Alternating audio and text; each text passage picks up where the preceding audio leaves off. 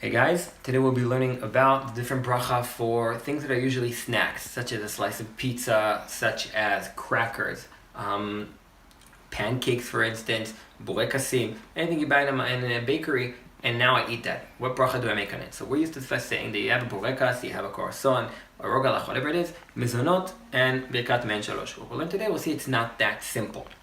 In the Gemara in Brachot, we have an interesting thing called pat haba bekisanin.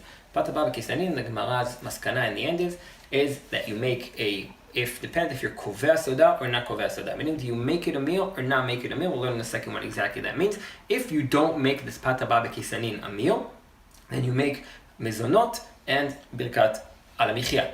If you do make it, turn it into your meal, then you're chayav to say birkat hamazon and hamotzi lechem min haaretz and wash and the full thing as if it's complete bread. So what is pat haba bekisanin? In the Rishonim we find three different definitions. Definition number one is brought down in the tool, B'terem b'shem Rabbeinu Chananen, is that we're talking about dough that was turned into a pastry. They took a dough, they put some stuffing in it. He brings an example of almonds or honey, turn it into something that's now like a kis, pat haba bekisanin, turn it into like a pocket, put it in the oven, and that's it. The second definition is brought in the Rambam, that we're talking about dough that includes other things other than water. Like when we make cookies, you have oil or milk or something like that. It's special dough.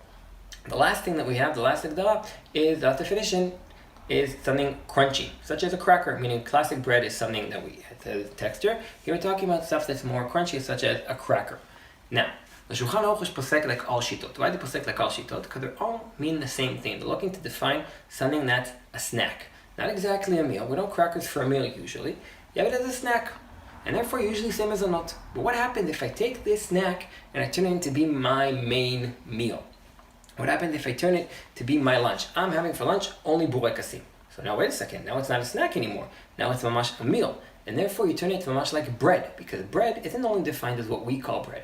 Bread is anything that comes from dough that is filling, that is a meal.